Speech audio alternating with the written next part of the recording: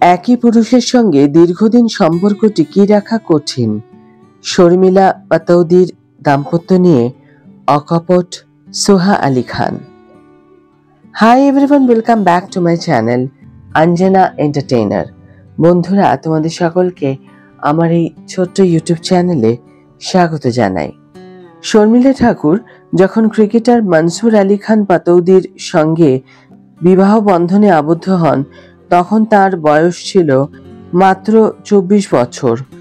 মনসুর আলী খান পাতৌদি বেড়ে ওঠেন নবাব পরিবারে, আর শর্মিলা ঠাকুর ঠাকুর পরিবারে। যেহেতু তারা ভিন্ন ধর্মের ছিলেন, তাই তাদের সম্পর্কে সমাজের বেশ কিছু মানুষের বিরোধিতার সম্মুখীন হতে হয়েছিল।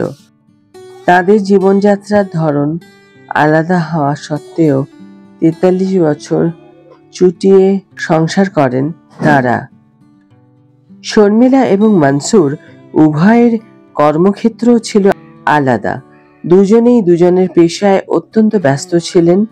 সম্প্রতি এক সাক্ষাৎকারে তাদের কন্যা সোহা আলী খান জানান যে একই পুরুষের সঙ্গে দীর্ঘমেয়াদী সম্পর্ক টিকিয়ে রাখা বেশ কঠিন, কিন্তু তার বাবা মা তা পেরেছিলেন। তিনি আরো বলেন যে সম্পর্ক টিকিয়ে রাখার জন্য তার মা তাকে কিছু মূল্যবান পরামর্শ দিয়েছিলেন। এক সাক্ষাৎকারে সোহা বলেন যে তার মা প্রায় তাকে পরিবারের অন্য সদস্যদের সঙ্গে যোগাযোগ রাখতে বলেন, কারণ আধুনিক সমাজে মানুষ তাদের আত্মীয় স্বজনদের থেকে দূরে সরে যাচ্ছে।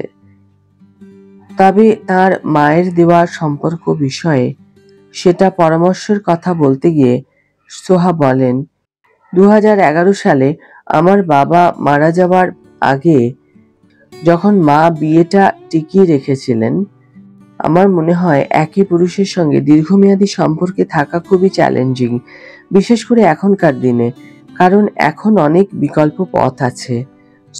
সোহা জানান, তার মায়ের পরামর্শটি হয়তো তথাকথিত আধুনিক নয়, তবে এটি তার কাছে অর্থবহ মনে হয়।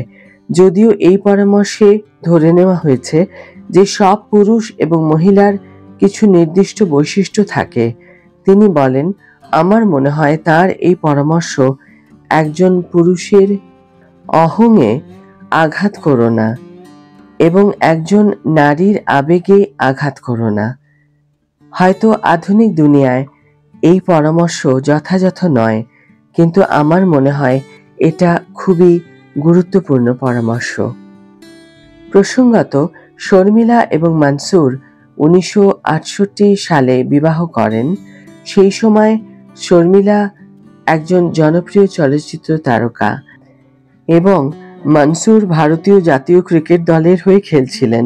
শর্মিলা বিয়ের পরও এবং 3 সন্তানের মা হওয়ার পরেও সিনেমায় অভিনয় চালিয়ে যান। এমনকি তিনি তাদের পরিবারের প্রধান রোজগেরে ছিলেন, কারণ সেই সময় ক্রিকেটারদের এত বেশি টাকা দেওয়া হতো না। মনসুরকে বিয়ে করার সময় শর্মিলা ইসলাম ধর্ম গ্রহণ করেন এবং তার নাম পরিবর্তন করে আয়েশা রাখেন। সিমি গারেওয়ালের সঙ্গে একটি পুরনো আড্ডায় তিনি ধর্ম পরিবর্তনের বিষয়ে বলেন, এটা সহজও ছিল না, আবার খুব কঠিনও ছিল না। আগে আমি খুব বেশি ধার্মিক ছিলাম না, এখন আমি হিন্দু ধর্ম এবং ইসলাম উভয় সম্পর্কেই জানি। আজকের ভিডিও এখানেই শেষ করছি বন্ধুরা। ভিডিওটি যদি ভালো লেগে থাকে তাহলে অবশ্যই একটি ছোট্ট করে লাইক দিও, শেয়ার করো বন্ধুদের সাথে, কমেন্ট করে জানিও তোমাদের মতামত। যারা এখনো আমার চ্যানেলটিকে সাবস্ক্রাইব করোনি তারা অবশ্যই চ্যানেলটিকে সাবস্ক্রাইব করে আমার পাশে থেকো, আর যারা অলরেডি সাবস্ক্রাইব করে দিয়েছো তাদের জন্য আমার অনেক ভালোবাসা এবং অনেক ধন্যবাদ। আজ তাহলে বিদায় বন্ধু, দেখা হবে পরের ভিডিওতে। ভালো থেকো, সুস্থ থেকো, সঙ্গে থেকো।